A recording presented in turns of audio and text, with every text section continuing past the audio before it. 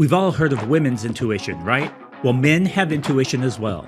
Intuition is so important when it comes to feeding ourselves and our families in our challenging food environment.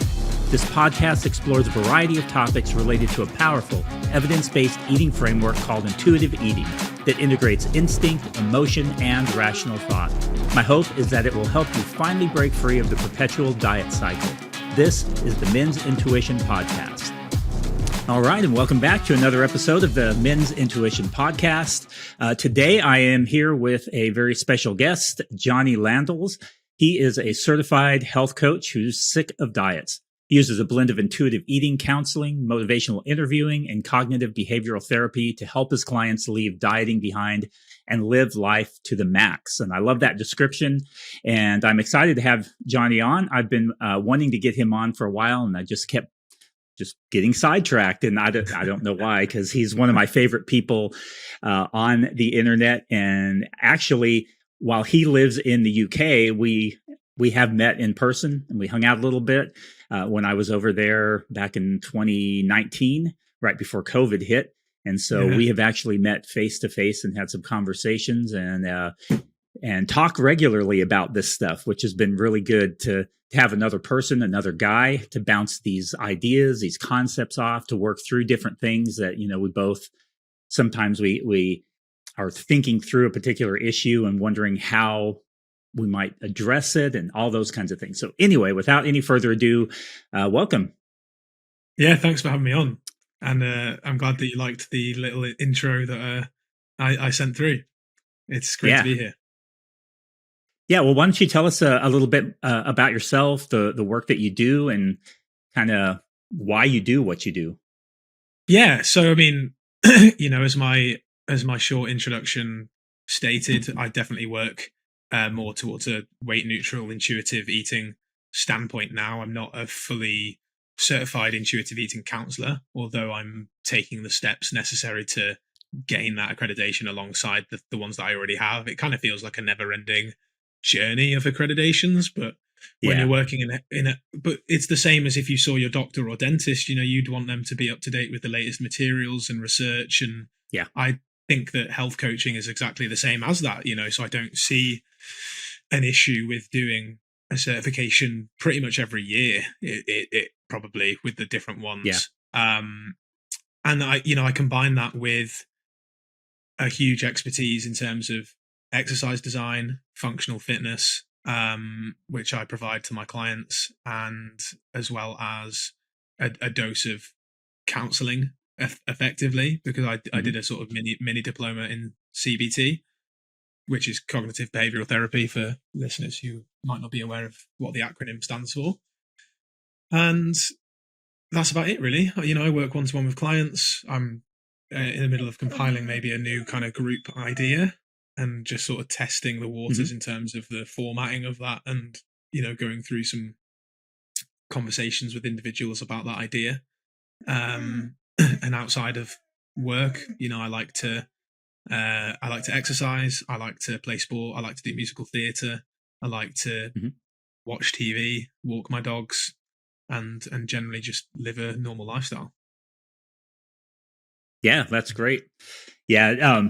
If you aren't following Jonny on Instagram yet, you definitely would want to do that. I would highly encourage that. But you will often see him singing on there, which is kind of cool. And so that's always fun when he posts something with him singing. He does have a good voice, by the way, too. It's not not like some people who sing on Instagram. But well, you know, we met while going through the same nutrition training program, one of those certifications that you mentioned, and that's how we got to know each other. And there was some excellent info that was related to nutrition science and how different nutrients impact the body, and of course, you know, how to help people lose weight. That was definitely a key component of that program, which I think is really a key component of just about every program, man. That's the key component of being a registered dietitian. And so any of these qualifications, other than like the intuitive eating certification, seem to focus around that weight-centered approach, regardless of how gentle the approach might be, because, you know, we certainly were encouraged to take the needs of the individual into consideration and not force anything on anyone. So it certainly wasn't like do this and everything was about that. But again, at the core, it was kind of this weight-centered approach. How have you changed in the way that you coach people prior to it? Because you were coaching prior to that, and then also immediately following that training and now? Yeah, good question, because you're right in that a lot of nutrition education is very weight-centric, and that's just because of the way our health system and nations are set up, right? Like yours and mine, the US and UK, what we call the Western population, seem to have more of a focus on weight than any other nation, and yet we seem to be the ones with the lowered. There's an increase in weight trend in both our populations, which is interesting, and food environment will play a part of that. But there's also, apparently a decrease in health. That's what we're told, right? So therefore, everything becomes weight centric because those two must be connected, and there wasn't. Just as you said, like the certification that we did together was a great certification. We were taught to take the individual into account, to do no harm, to work with them, and to embrace the science as well as the individual experience. And we were taught a little bit of soft skills in terms of consultation and, managing a client. But and we were taught great science, away from a lot of myths that perpetuate the industry.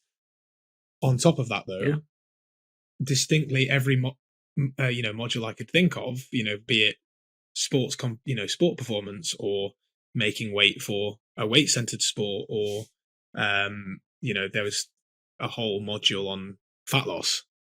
It was all about determining someone's total daily energy intake, understanding where their calories would need to be based on their goal, and then facilitating a plan that revolved around calories, be that tracking or non-tracking.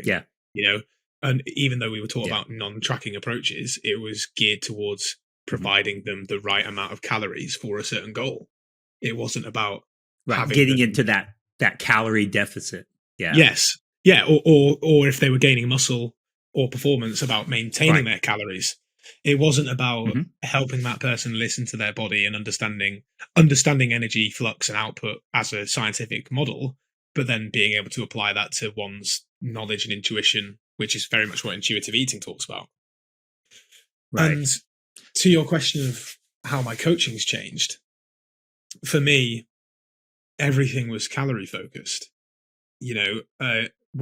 Before that course, during that course, after that course, it was just all focused on calories. And even if I had someone who said that they didn't want to track calories, it would be a case of, then let's look at like meal swaps or example meal plans, or let's look at like high carb days and low carb days, or it was a case of like, I understand you don't want to track, but how else am I going to work with you if you're not tracking? Like, how else can we keep a monitor of these things? Because again, the outcome was weight centric or measurement based or whatever. It was rarely subjective health. It was very much a case of, we need to change your weight. You're paying me to do that. We need to be able to see changes weekly or at least fortnightly. Otherwise, you're not going to stay, because that's what you've been sold into, because that's what I'm marketing. And everything was about micromanaging that person's intake, which, if anything, gets ridiculously stressful after a time. And like any coach, you're going to have successful clients in that regard. And then you're also going to get people that are, don't gel with the approach as such. But I found that there were more and more people that were not maybe getting the results that they would like, even if they were perfectly adherent or whatever, as well as I saw the ups and downs in my own consistency of my nutrition based on like a tracking approach and a non-tracking approach. And my own relationship with food was very much focused on weight and everything else. And I started to think there surely must be, there must be a way out of being kind of constantly focused on my food all the time, or constantly focused on my calories and macros all the time. And I didn't really know what that was until I did my latest certification, which was effectively kind of two back to back, because it was from the same provider, but they ended up remodeling it and upgrading it as I was doing it. So then they offered me it again for free as the first intake of the new version, which was fantastic. And that's when I first started to learn about disordered eating and interoception and intuitive eating. And, you know, as I'm learning these different things, and like, you know, like a lack of self-compassion, and all of the, you know, honoring emotions with things that are outside of food. And I was like, all of these things, they were just light bulbs pinging off in my head. Like, oh my word, you know, like this disordered eating is clearly why I was so inconsistent with my own food approach. And okay, yeah, I had a relationship with exercise and nutrition that I felt were canceling each other out.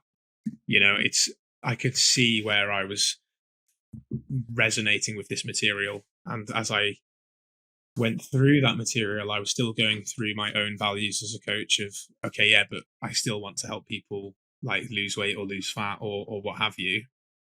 And thinking, how can I kind of blend the approaches?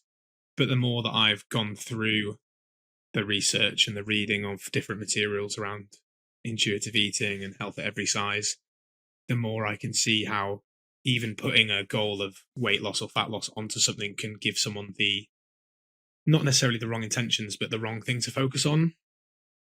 And they still are all or nothing. You know, they'll be all or nothing with their food habits or their exercise habits because they're trying to see this change all the time, rather than embracing a health-based approach, which is more a case of behaviors and an attitude and a mindset which is sustainable and in your control, rather than something that, you know, for a lot of people, you know, it's not in our control, is it? We can train a certain way and eat a certain way, but that's not going to force our body to do a certain thing. And that's that fallacy of linear thinking, as well as I want to look like that person, which a lot of the public fall prey to. But they only fall prey to that because that's exactly how fitness is marketed. It's marketed by people that look a certain way, that say, hey, do my plan and you will look like this. Yeah.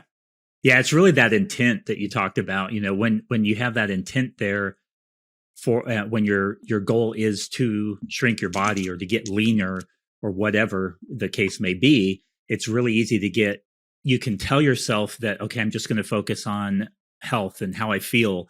But then when you have that other goal in the picture, it tends to pull us away. And then we start to, like with intuitive eating, as you probably found, it's really easy. Okay, well, I could do all these intuitive eating things and these principles and still try and lose weight, because, you know, hunger and fullness. So I'll just make sure I'm not overfull. I'll eat to 80% fullness, and that'll get me in a calorie deficit. And all of these little things start to come in, and it starts to pull us away from really working through those principles that will, over the long term, really contribute to our overall health and our relationship with food, and all of those kinds of things. And I still remember, and you probably do too, the the head of that program that we went through, one of the comments that I remember him making about fat loss was that in many cases it's good to try and diet people with as few calories as is tolerable. So it's this approach where I don't know if you remember hearing that, but that's always stuck with me. And so I it's remember, like as fast as possible. I get it done quickly. Yeah. Yeah. And, you know, again, it wasn't a one size fits all thing, but I remember that was a common recommendation. And so for one person, that might be, you know, X amount of a calorie deficit. And for another person, they may be able to tolerate a larger one. But it was that the goal was to get them to eat as little as they could and still kind of make it through life. And one of the things that I always appreciated with intuitive eating and a weight neutral approach is a shift in providing enough for us, not trying to get as low as we can, but make sure that we're providing enough, that adequately fueling our body and that kind of thing. And it's a very different shift in perspective, as you were talking about there.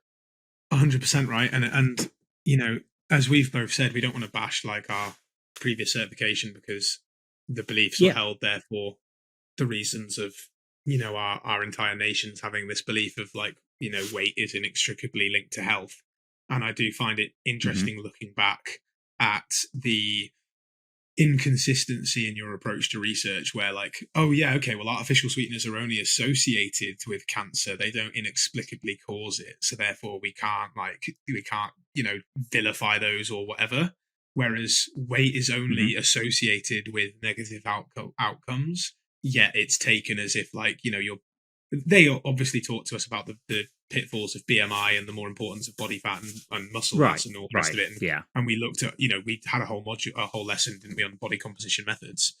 But there is still that connection to a higher body weight equaling comorbidities. And so I found that very interesting looking back. Right. And it's important we point out that if somebody finds joy in that, and that's and they're able to navigate life and it doesn't impact them negatively, more power to them.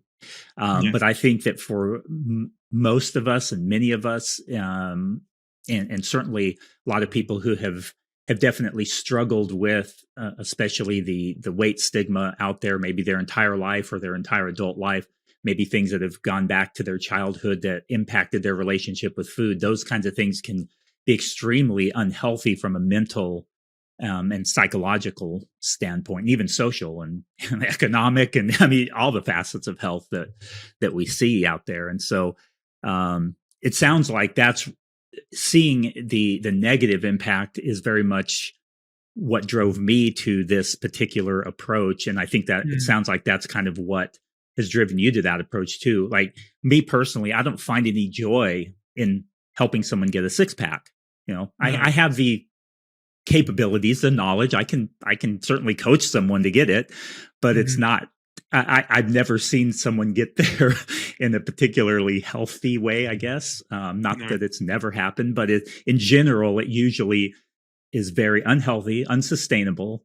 And from my own personal experience, I can speak to the fact, and I know you talk about this on social media all the time. In fact, recently you showed us yourself a picture in a six pack where you thought you still needed to lose weight. But those, we go back and it seems like the leaner we get, the more we start to nitpick the every little thing even more. And so I'm kind of rambling off here on a tangent, but it negatively impacts our body image in so many ways when we are really focused on that weight-centered approach. Yeah, I think, like as you mentioned, if someone wants to do something and has the ability to do something, all power to them. But as you mentioned, there's certain downsides and trade-offs that we have to be made aware of, and we also need to remember that having a certain aesthetic goal won't bring us necessarily what we think it might bring us, and that's I think the point. And as you mentioned about, I don't find pleasure in giving people six packs. Like, no, neither do I. And that was a big change for me when I first moved away from coaching CrossFitters exclusively, because that was my first sort of niched audience. Was kind of helping. My tagline was like, I help CrossFitters get lean without eating clean. And it was very much helping people who were already fit effectively try to reveal their six packs. And for me, I've always been much more passionate about helping people's relationship with food and their health. And at first I thought, okay, I'll help, larger people drop body fat, because again, I had a connection between weight and health, particularly because of something that happened with my family, where my father passed away when I was just 16 from a heart attack. And he was a bigger guy, but always was, like even when he was my age and playing rugby and things, he was a larger guy, but he had put on some more body weight as he had got older. He had also developed a lifestyle that was very stressful, didn't get enough sleep, smoked like a chimney, didn't really exercise outside of the weekly village cricket game in which he kept wicket. So for, your guys will have no idea unless they have some random association with cricket, but effectively it's the person who stands behind with the big gloves on and tries to catch the ball. So he's literally stationary the whole time. Apart from like in our American baseball, it would be the catcher. I was a catcher. I sat back there, squatted down, and didn't run around. That's all he did. So his legs would get a hell of a workout being kind of half crouched down all the time. But that was it. And now that I know more, I can see, right, okay, my dad didn't pass away because of his weight. He passed away because of his lifestyle. And actually, when he did pass away, he was actually quite slim. But again, and this is another reason not to compliment weight loss, is he lost a lot of weight drastically. And everyone was like, oh my God, Paul, you've lost loads of weight, blah, blah, blah. But he lost weight because he had an overactive thyroid. And that remained undiagnosed for a long time, which also put a lot of pressure on his weakened heart. So as I can look back in that retrospectively, I can see that my passion is helping people have a healthy lifestyle and having a great relationship with food and exercise. And I think pushing that forward as a message also helps people apply a more infinite thinking pattern towards their health and fitness rather than a very finite goal of losing weight, which can be very much like, I'll do this short-term plan for a short-term period, I'll get that goal, I'll be happy, and then I'll move on. But going back to my original point, losing that body fat isn't going to make you happier. It might make you a little bit more confident, but it might not. You might still have those body image hang-ups and that lack of confidence because it wasn't about your body, it's about something deeper. And that's what that post is about when I, show that picture of me on the ski erg. My sense of confidence was in me weighing a certain amount. And I thought, well, I'm not lean yet because I'm not weighing that amount. And it's those kind of thinking patterns that won't get solved with just losing more weight. Yeah, and often it's temporary. So even if you do feel better about yourself or you feel more confident, it's almost always temporary. Even if you can somehow sustain it for a period of time, even while you're in that state, which is really 99% of the time, it's just not sustainable for most of us. So I remember when I did one of those bodybuilding.com transformation challenges years back, I got really lean, like visible veins on my abs and everything, that kind of lean. And at first I was like, man, check me out. I got the spray tan, took the pictures, did the whole, all the lighting and all that, did that. And then, even before I started to regain the weight that I had lost, I started to find the flaws that I didn't notice at first. I'm like, oh, wait, there's still a little fat around my navel. Oh, wait, there's still a little around here. Oh, no, now, my arms look really skinny because I'm so lean now. And then I'd put on clothes and, you know that you probably experienced that too. Once you get really lean, you look very small in your clothes. They kind of almost hang off of you. So now you start to get self-conscious about that aspect. And it's just kind of this never ending cycle that I found. And I guess that actually brings us to kind of one of the other things that I thought, that I really wanted to talk to you about too was, like myself, you've been really directing a lot of your messaging toward men. And I'd love to hear your thoughts on intuitive eating and weight neutral coaching, kind of when working with men in particular. Yeah, it's interesting because I want to be more of a figure within that space. Like as you and I have chatted about, I think a lot of people who are in the realm of intuitive eating counselors are often female, and you do have then that spectrum of them being in smaller bodies and bigger bodies. I think the ones in bigger bodies are usually more body image advocates, and then the ones in smaller bodies are very much like relationship with food and intuitive eating. That's just my experience of what I've seen. And of course, my pocket of the internet will be very small compared to everyone who's on the internet. So if anyone has a different experience, just let me know. But when I look at intuitive eating and compassionate coaching and health at every size, and then look for men in the space, I don't see many at all. And well, I can tell you right now, in the certified intuitive eating counselors and facilitators Facebook group, there's about 1,000 people in there, and other professionals that have been certified like myself, and I am the only man that comments in there that I have seen. Now, I'm not saying there aren't any others in there, but that gives you an idea of the way, the representation, I guess. Yeah, it's interesting that, isn't it? And I think that there's something to be said with the way that men receive information, and the language that resonates mainly with them. Because even now, I work with quite a few blokes and have worked with them in the past, but the majority of my coaching cohort is women. And I don't niche towards one or the other, but when I try to talk about body image and things like that, I do try to talk about it as my experience, as well as, it's okay for lads to talk about this too, particularly mental health as well.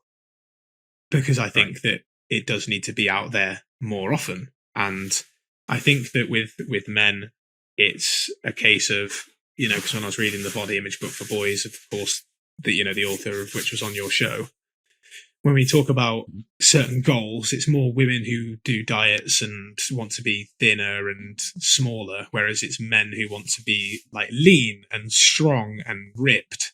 And I think there's an association with the language as well of, I feel like more men, even though they might not want to, are responding to quite harsh language and like, like make sure that you like work hard and, man up and try harder and be the best man that you can be and all the rest of it. And then our messaging might seem a little bit too compassionate for that. Whereas actually, if you spoke to blokes and said, well, actually, I'm still going to hold you accountable. I'm still going to help you be the best, the best person that you can be. But it's going to be from a place where, we actually look at what you want to achieve. It's going to be weight neutral. It's going to be about helping you eat like a normal guy. And you're still going to be able to get healthy. I think it's just, it's almost not as attractive to men as the whole like, yeah, come on guys, we're going to go shoot things and we're going to be lean and ripped and strong and we're going to be men, we're going to be men. Even though actually following an intuitive eating program, they'll be able to have beer and a burger in the, at the football game with their buddies. Whereas if they're following some guy's program on the net, they're there trying to plug it into MyFitnessPal or, they're there with their turkey salad. And it's like, you're actually following a diet now, a team. And so it's just interesting how I think our messaging might pivot in terms of language to be able to reach more people, because I think it's then showing them that this is what they would be looking for. When I've chatted to the lads who I've worked with and they said, hey, if you told me that I could never have to download a food tracking app ever again, and I actually can eat normally and I actually can end that constant like anxiety of trying to be leaner and trying to do these programs, then that's what I would be looking for. So I think it's just interesting the kind of language that's communicative and therefore that sort of female to male ratio that's in the space. Yeah, I think that is. It's, as I've over this, really the entirety of this year, I really decided kind of toward the end of last year to really focus my attention on men in the space. And because I was seeing the underrepresentation, and I was also seeing that all of my clients literally were women that were coming to me, which nothing wrong with that. I really enjoy working with women too.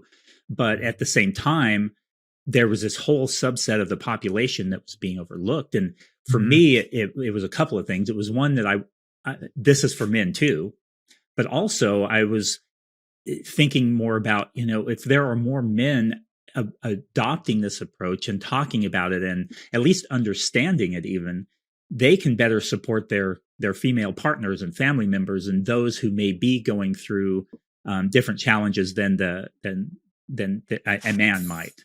So I've really found that it's been really helpful to really niche my message toward men specifically. And as a result, now that's all of my clients are men, except for some families that I have where it's a husband and wife combination, helping them with their children and that kind of thing. But yeah, that's been really cool to see that start to really take off over the last, over this year, where now it's men that are coming to me. And so it's been a good validation of that idea that I thought, I wonder what would happen if we had more men's voices in the space, if it would attract men over. And I've had some really good responses from a number of them who came to me initially for weight loss, and then, but they wanted something different. And so as I presented the evidence, talked with them about the facts, the science, the understanding that, and talked to them about their specific body image concerns. When you're talking to women, you typically focus a bit more on the weight loss side, the smaller side, when you're talking about struggles and issues and those kinds of things that often come up as it relates to body image. But with guys, we're talking about strength and muscle mass and those kinds of things. And so, yeah, it really is a very different approach. Well, you mentioned reading that book about body image for boys from Charlotte Markey, who was, as you mentioned on my previous episode. And the research in the body image area kind of came up alongside the eating disorder research. It's still very new. And at the time, that was when we thought eating disorders were for rich white women, skinny, and that outside of that, people just didn't really have them. And so when you're talking about body image concerns with women and you're asking men those same questions, it's easy for you to say, oh, well, guys don't struggle with this stuff. But when you start to ask them the right questions, then you start to find out they actually do struggle with it just as much as women, just in a different way, as you kind of pointed out with the lean and strong and big, but not big because of body fat, big because of big muscles and, guy stuff, versus, thin and lean kind of a thing. So, do you think that intuitive eating is well suited for most men or just a specific subset? And then also, since you've worked with a lot of athletes, how do you think it is suited for them? It's interesting, that question about like, is it suitable for all men or just some men? Because I'm very interested in personality profiling and those kind of psychosomatics with people as well. And I was thinking about whether that being someone who's quite high,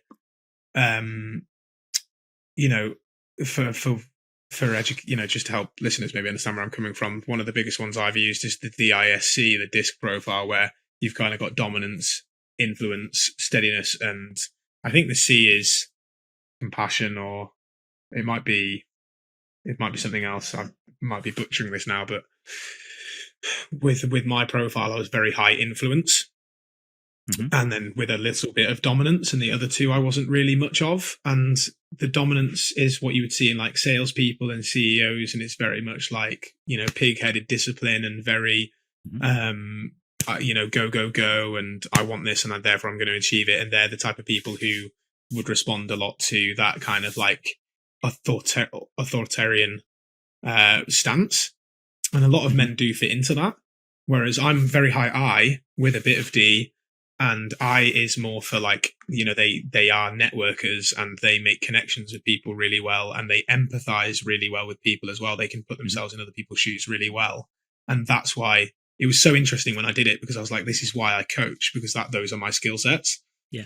And then I think to myself, would this be right for someone who was like high dominance, which is where a lot of men would put themselves. And I think it definitely could be.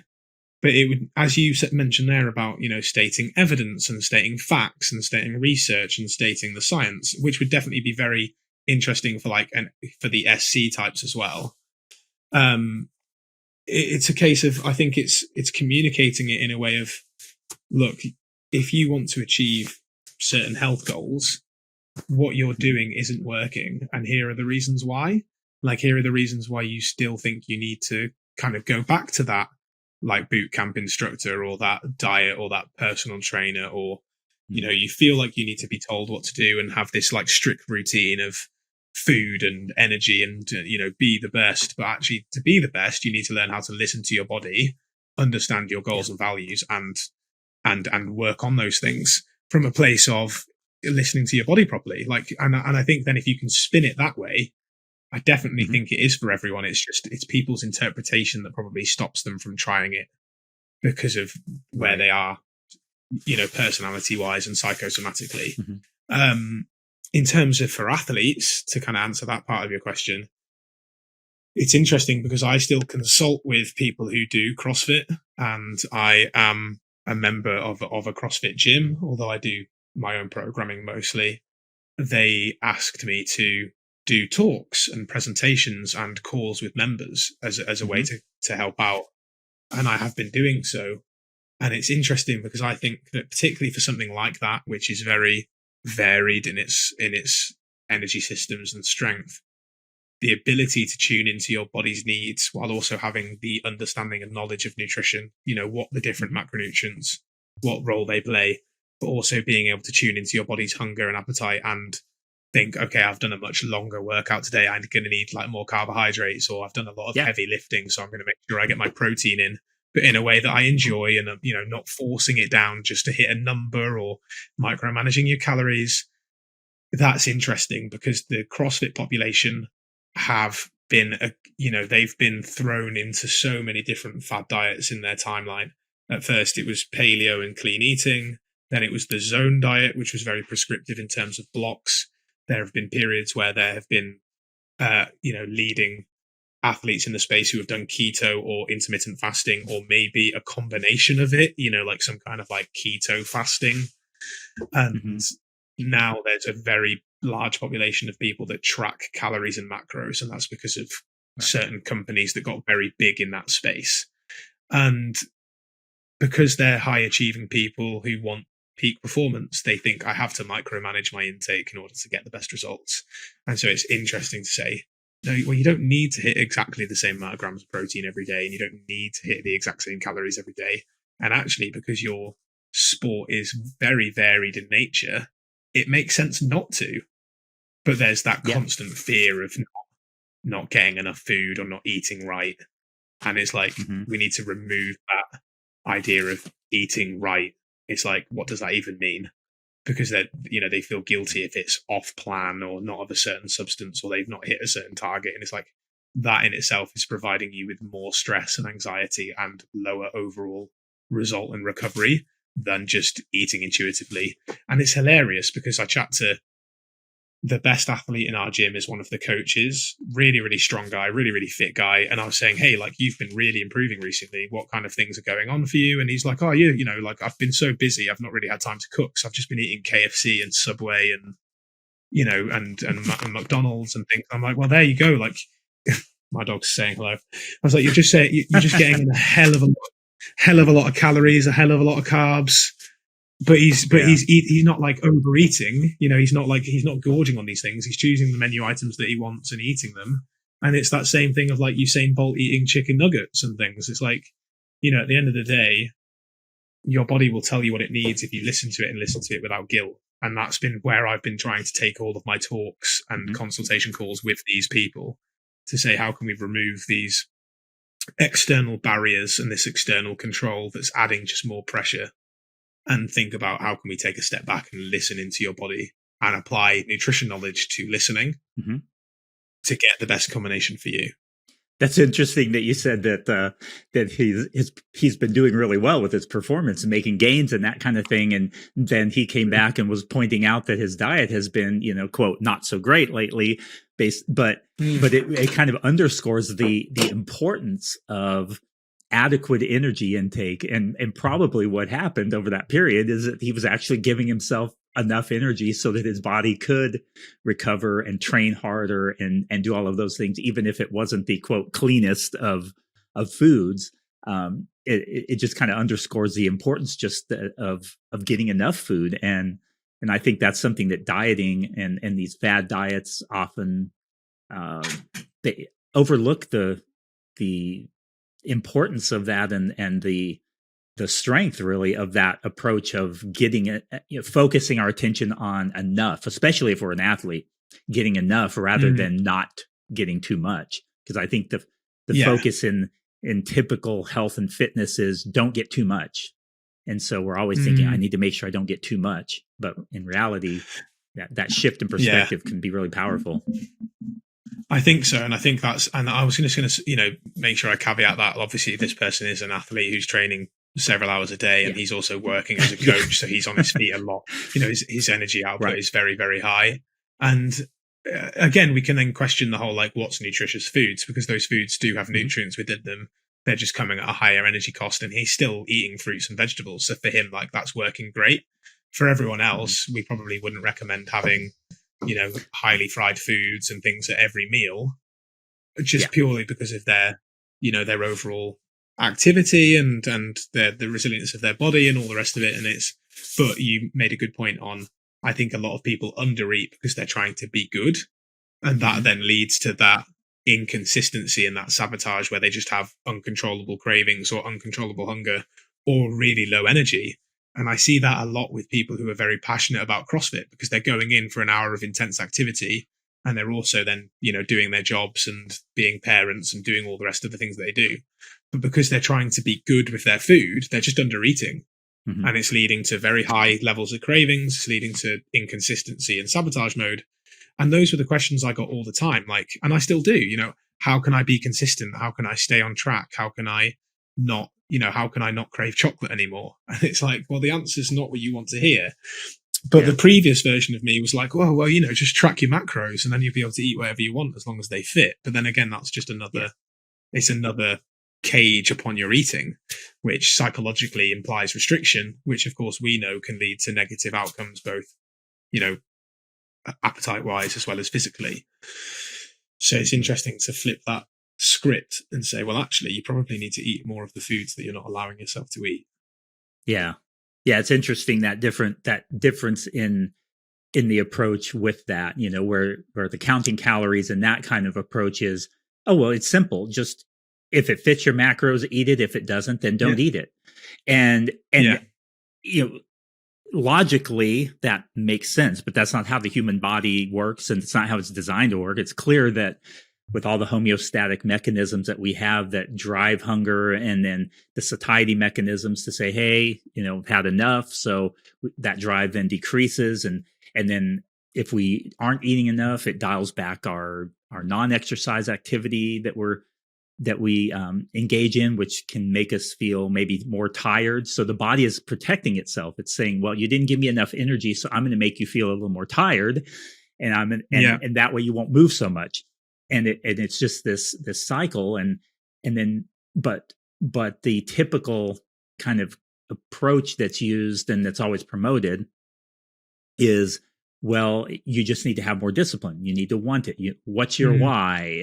If that kind of a thing, as if that can overcome all of these biological drives in the body. And it can for a while. And that's why we see these 12-week programs, people getting good results. But then after the 12 weeks, it's like, you just can't sustain it typically. And again, there's exceptions. And this goes back to the whole thing that intuitive eating focuses on, which is that genetic blueprint that we all have, which makes our bodies, kind of go toward different sizes and shapes and levels of muscle mass and all of those kinds of things.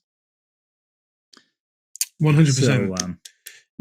Yeah, 100%. And it's a good point, that, Jeff, because that idea of, you might be able to get those results in 8 to 12 weeks, but actually the people who are advertising those are people who live a different lifestyle to the people they're selling it to. They're incredibly active people. They've always been lean, so they'll sit at a leaner state than most people anyway, because there is a genetic, factor to that. And then these people are putting themselves on basically semi-starvation diets. And then if their results fade, they're told that, well, it's because you haven't stuck to the plan, or you haven't reverse dieted well enough, and therefore you've wrecked your own metabolism. It's your fault. It's not worked. And it's just not right. It's not fair. And not correct, not scientifically correct. Because, as you said, your body's going to respond to those drastic changes in energy intake over time by slowing you down, making you more efficient at exercise. Your non-exercise activity is going to drop. Even if you're trying to keep your steps up, you're going to feel more fatigued. You're going to feel more irritable. You're going to feel more hungry. You're going to feel more cravings. And that's all because of the semi-starvation. It's not the fact that you need to want it more or try harder. And that rhetoric, in my opinion, definitely needs to die, particularly for guys, because it is that same messaging of like, come on, man up, try harder, want it more, be the leader that you can be the role model that you want to be, and I see some really despicable advertising to blokes, around fit health and fitness. I saw one the other day that was like, if you've got low energy, that's your fault. If you've got bad knees, that's your fault. If you've got, if you're sleeping like rubbish, it's your fault. And it's like this health and fitness coach is like, I can help you solve these things. And I was like, well, I'm kind of tempted to say that the bloke who has low energy and bad knees probably does because he's been chewed up and spat out by different diets himself, and has done high intensity interval training for too long because he's been told he has to by some douche canoe who is claiming to try and help him improve his health. Right. Yeah, it's unfortunate that we see that. And that name toxic masculinity, I don't really like that, but it does somewhat describe that tendency that we see there, where it's kind of like, this is how, if you're a man, then you should be having the discipline and having the determination and having the strength to get through this. And, you may not feel like going to the gym, but you need to man up and go, just like you were talking about there. And that like you think about the 75 hard program, it's basically this 75 days, work out 7 days a week, twice a day. If you miss a workout, you have to start over. pick a diet. They don't even care what they just say. Pick a diet and stick to it. No cheat days for 75 days. Yeah. And if you cheat once, if you eat a donut and that wasn't on your diet, then don't start over again. And it's just that whole attitude and that mentality that so many guys are hearing. And there's something to be said, obviously, for determination and self-discipline and strength and all of those things. But I kind of think back to my own dad, who was not a physically strong person. He had a lot of health issues, heart issues and stuff early on. He wasn't a loud person. He wasn't he wasn't an aggressive person, but he was incredibly strong, and he was a nurturer very much and cared for other people.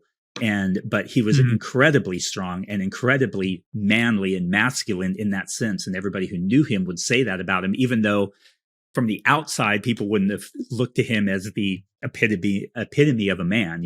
He wasn't a David Goggins type guy or anything like that. So I think it's just really one of the things that I've really tried to do is help guys to understand. And I know you do this too in your messaging, help guys understand that it's okay to be vulnerable. It's okay to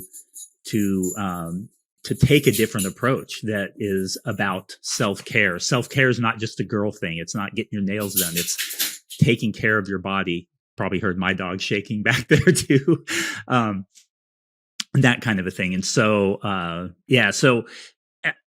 one thing that we were planning to talk about here that I'd like to kind of wrap things up with was we're talking kind of about body image, and in particular, how do you address and deal with and coach, like with men, there's this common goal of building muscle or building strength and putting on muscle mass. Do you see that as kind of a similar pursuit to fat loss? How's it different? Do you see it as diet culture to have a goal of building muscle mass? I mean, strength was probably a little bit different because that's sort of an objective measure of progress, but it's kind of a weird thing. And I know we've kind of talked back and forth some about this just offline. It's a really interesting topic. It is, yeah, because I think there's a tendency to overuse the phrase diet culture by some people. And there's a tendency to mistake like what is actual scientific evidence versus what is diet culture. And I think there's definitely a middle ground to be found between people who are looking to improve their health and well-being without it needing to be about diet culture. And I think strength and muscle tissue is a difficult one, right? Because, if you've got that finite goal, I just love the comparison of the infinite game and the finite game, right? If you've got this finite goal of trying to pack on muscle in a short space of time, you're going to be more likely to fall for these trends or these approaches that don't work or rely on very strict methods. Something like doing 75 hard and trying to do 2 strength sessions a day and then focusing on a very high like protein diet and being very all or nothing with it. That would be what I would tend towards leaning towards diet culture. Whereas if someone said to me like, hey, I want to get stronger and improve my fitness, I'd be like, fantastic. I think that's a great goal. And especially if you genuinely love lifting and you love it. Because like I genuinely love lifting weights. It's why. Yeah, me too. I don't do CrossFit anymore because I'm not a massive fan of being out of breath. I'm someone who enjoys aerobic activity because I can keep my heart rate under control and I can do it and I'm kind of built for that. And I love lifting weights because, again, like I'm a bigger bloke and I like being strong and I like doing that in the gym. But I took away any goals of like having a certain physique or muscle size or even like a certain like I want to hit X goal of like my snatch or my clean and jerk or my back squat. It was just a case of I want to go to the gym, I want to lift weights and I want to really enjoy it. And as a result of that, I pack muscle mass on and I get stronger. And I have to accept my privilege there in that I am of the genetic predisposition who puts on muscle mass quickly and easier than other people. And I have my, my parents, my dad to thank for that because he was the same. Yeah. And my granddad, my mum's dad was a blacksmith. So it's just like like a bear of a man. Like I come from a lineage of like bigger guys, so it's like, and that in turn has helped my body image because I'm like, I can really hang my hat on those things that I know I really love, right? And so like I had a hang up about body fat for years and years and years. And it took me a long time to accept where I'm at with that. And I think deciding on parts of your body that you really love is part of that body acceptance, right? And so I think the more people I work with, actually, I want to talk to them about, hey, how can we give you a great relationship with food where you eat intuitively, you learn to trust your body and no longer have to rely on external measures, be that a food plan or an app or whatever, guy or girl, because guys will do it too. They'll say, give me a meal plan, whatever. Like, they won't say, I'll do a diet, but they'll say, give me a meal plan. Again, like, that's the language we use. And, you don't need to do that anymore.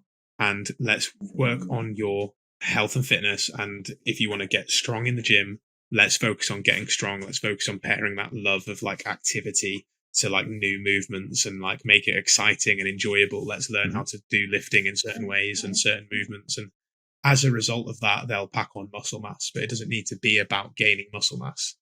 Right. So I think it's the intention behind the effort, if that makes sense. Yeah, definitely. I think that's the way that I've presented it to the guys that have come to me asking about that. They're a lot of them are sick of dieting. They're sick of trying to change their body size, but they're like, in the back of my mind, I do kind of wish I was a little leaner and I wish I had a little more muscle mass.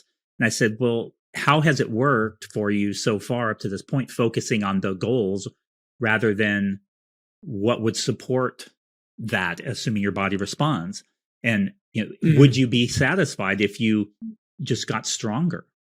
And oftentimes as they start to really dig deeper and think about that a bit more, they start to realize, that would certainly be something that would make me feel good, is to increase the amount of weight that I'm lifting in the gym. And those are things that we can see that don't involve changing the size of our body, but often the size of our body changes as a result. So, with the muscle mass as an example, when we get stronger, often our muscles grow. My body doesn't grow muscle mass very, very well, regardless. I can increase my strength and it just doesn't change much. And so that's just sort of my genetic predisposition there. But yeah, and focusing on the benefits of those activities that support it can be really, really beneficial and kind of help shift our focus to things that we have much more control over. And yeah, like doing these different activities and that kind of thing. And for me anyway, I know I've found a lot more joy in my own training when I started doing ninja training, where it was an activity that was basically like going to a playground in a sense. And I still enjoy lifting weights. I just don't lift weights as much. I do some of that.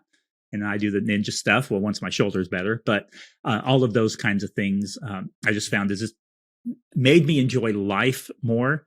And as a result, I feel better in general. Right. Yeah. So, yeah. Fabulous. Well, it's been really great talking to you about these things. Where can people find you? Yeah, thanks for having me on. I've really enjoyed the conversation so much so that I can't believe that, it's already been just under an hour of our conversation of us chatting. Yeah. So as you mentioned, my Instagram handle is where I put most of my content, which is just at my name, which is Jonny Landels.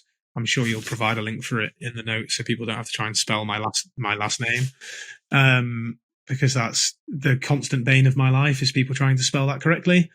But I've also got my own podcast, which is delivered slightly differently in that it's small bite-sized chunks of content every day. If you were to look at the backlog of episodes, you'd see a lot of fat loss content, but you'd also see a lot of scientific content because I did it alongside, doing my last nutrition certifications. There's a lot about like hydration and vitamins and minerals and things. Whereas right now it's very much a case of intuitive eating, mindset, and functional fitness and performance. So that's what people will find when they tune in now. And I occasionally have a guest on a Friday, like you, for example, have been on it. But I'm not as consistent with my weekly guests. Yeah, I'll make sure to include those links. And again, thank you for joining me. Look forward to continuing to stay in contact with you.